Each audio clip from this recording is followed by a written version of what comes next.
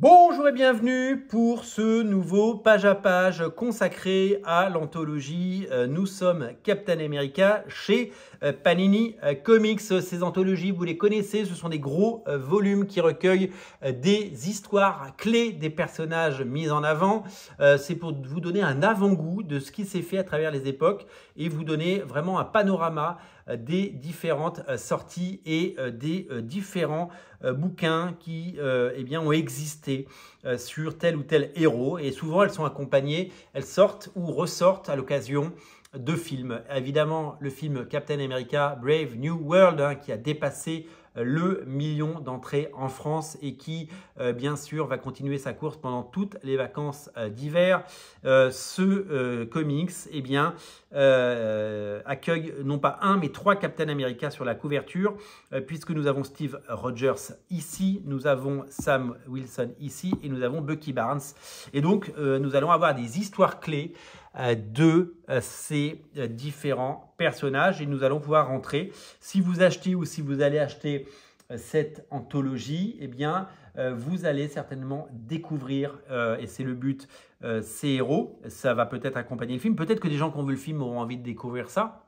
Et en tout cas, vous allez pouvoir avoir un aperçu de ce qui s'est fait depuis toutes ces années sur Captain America et toutes les incarnations de Captain America. La couverture est signée Paul Renaud, qui fera aussi des intérieurs, mais on le verra tout à l'heure. Magnifique couverture de Terry et Rachel Dodson, avec les 3 Captain America que j'ai cités.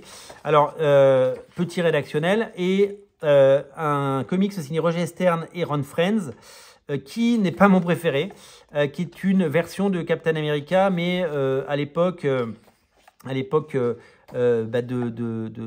est en 1881.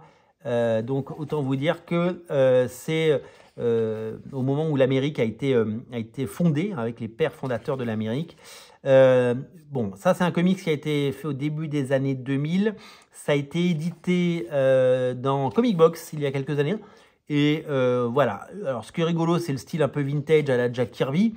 Mais pour moi, ça s'arrête là. Parce que je trouve que c'est pas la meilleure des séries et des sagas. Ensuite, on attaque avec... Alors, est-ce qu'on va avoir... Il faut que je me réfère à chaque fois au truc. Alors, là, c'est les Captain America numéro 155, sorti en 72 avec Sal Buscema au dessin. Donc, c'est une histoire de Steve Rogers et avec le Faucon. Avec le Faucon, donc Sam Wilson qui deviendra Captain America. Alors moi j'adorais ce costume, quand j'ai découvert le Faucon, c'était ce costume et en fait j'adorais ce personnage sans le connaître parce que je le trouvais super cool, quoi. Je le trouvais vraiment super cool. C'était vraiment un personnage magnifique, musclé, son costume était génial, j'adorais. Ensuite on a, en fait on les a là les titres, j'avais pas vu. Captain America 181. Par Steve Englehart et Sal Buscema toujours, donc le même dessinateur, avec la particularité d'avoir le personnage de Namor et encore le Faucon, avec donc ces petites ailettes qu'il n'avait pas tout à l'heure et avec son Red Wing, voilà tout simplement. Ensuite, on arrive sur un épisode, l'épisode 333 de Captain America. Alors, on n'a pas la date là, pour avoir la date de sortie, c'est en 87. C'est Mark Renwald qui scénarise et Tom Morgan qui dessine. Donc on est toujours sur ce classicisme des années 80 avec ces versions de Captain America toutes différentes, avec des costumes et avec des tentatives à toutes les époques, bien sûr, de faire exister ces personnages à travers des incarnations différentes. Mais à la fin, il revêtit toujours le costume qui a fait de lui ce symbole. Ah, il y a la Freedom Force, c'est drôle. Là, nous avons maintenant un épisode de The Truth, la vérité. Donc c'est l'épisode numéro 4 qui met en scène Isaiah Bradley, que vous voyez dans la série Faucon et le soldat de l'hiver et dans le film Captain America 4 Brave New World. Ces pages, avec donc elles sont signées par Kyle Baker au dessin. Ça fait l'objet d'un album qui vient de sortir, dont on a parlé sur Radio Comics, qui s'appelle La Vérité, qui n'avait jamais été édité en France. Donc là, vous avez un épisode pour découvrir le personnage. Ensuite, on a droit à Fallen Son, la mort de Captain America. Ça, c'était signé à l'époque par Jeff Lobb, si je ne me trompe pas. Fallen Son, c'est Jeff Lobb et John Romita Jr. au dessin. C'était des épisodes parus à la suite de la mort de Captain America dans Civil War, ou à la fin de Civil War. Une armure massive et personnage de Clint Barton qui va essayer de récupérer le bouclier. Donc il aura été question pendant quelques temps, avec le personnage de Patriote, qui est le petit-fils d'Isaiah Bradley. Donc la boucle est bouclée, voilà. Et donc on a l'apparition de ce Captain America, mais c'est Clint Barton qui porte le costume, mais il ne va pas le garder très longtemps. Ensuite, on a Captain America numéro 34. Donc ça doit être signé, je pense, par Ed Brubaker, bien sûr. Et c'est c'est Steve Epting qui dessine cet épisode. C'est la période avec ce costume-là. Et là, c'est Bucky Barnes, hein, c'est le Winter Soldier, c'est le soldat de l'hiver qui, regardez avec son costume, c'était Alex Ross qui faisait les couvertures à l'époque. C'est lui qui a le bouclier et qui a le costume. Et après, ce sera Sam Wilson. Voilà. Donc, ça, c'était magnifique. Bon, ces épisodes existent en omnibus. Vraiment, si vous n'avez pas lu ces épisodes, je vous invite à le faire. Et après, c'est un autre épisode de Mitch Budweiser. Là, comment il s'appelle? Excusez-moi de écorcher son nom. Brett Weiser. Voilà, donc c'est toujours la même époque.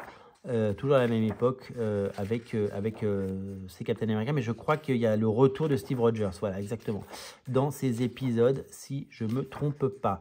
Ensuite, on est sur des épisodes alors ça, c'est un épisode de Captain America Sentinel of Liberty de 1998, donc c'était une série qui avait été lancé par Mark Waid et Ron Garney. Et là, c'était Brian Kevogan, un tout jeune Brian Kevogan, et Steve Harris qui étaient aux manettes. Et donc, on y trouve une relecture moderne avec un épisode du John Cassaday, ça, si je ne me trompe pas.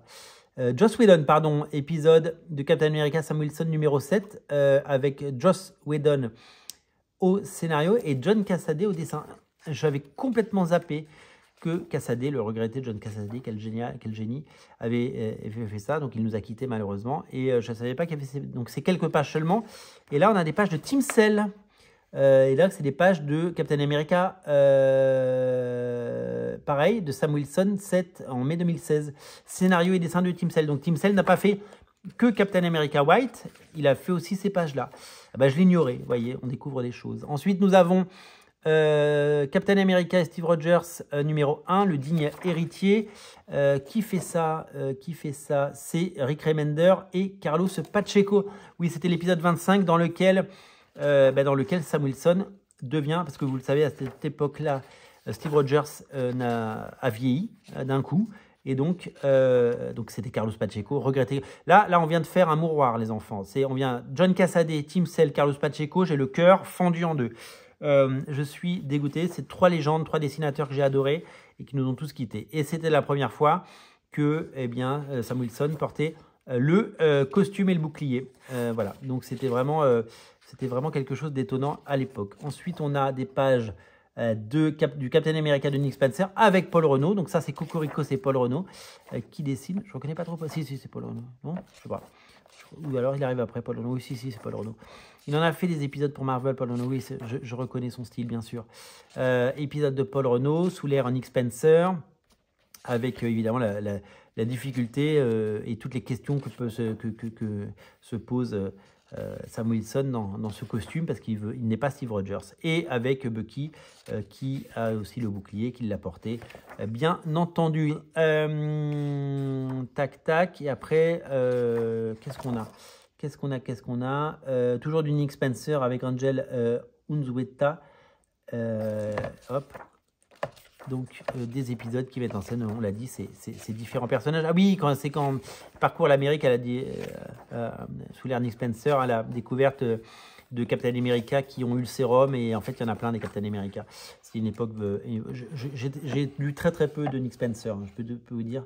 Voilà, donc là, il y avait un Captain America amérindien, par exemple, etc. Donc ça, c'est un bon panorama pour découvrir toutes les aventures de et toutes les versions de Captain America. C'est plutôt pas mal, c'est un choix intéressant de proposition. Voilà, donc si vous l'avez déjà acheté, vous l'avez déjà. Et si vous ne l'avez pas encore découvert, grâce à ce page à page, peut-être que vous aurez envie de l'acheter, voilà, tout simplement. Donc je tenais, comme il y avait beaucoup d'auteurs et beaucoup de talents, je tenais à vous en faire part et je tenais à vous montrer ce que c'est. Voilà. Merci à vous d'être aussi nombreux à regarder ces émissions. Merci à tous ceux qui s'abonnent. Je sais que vous aimez les pages à page et que vous en raffolez. Moi, je vous invite à vous abonner si ce n'est pas déjà fait. Merci à vous, à très vite, salut.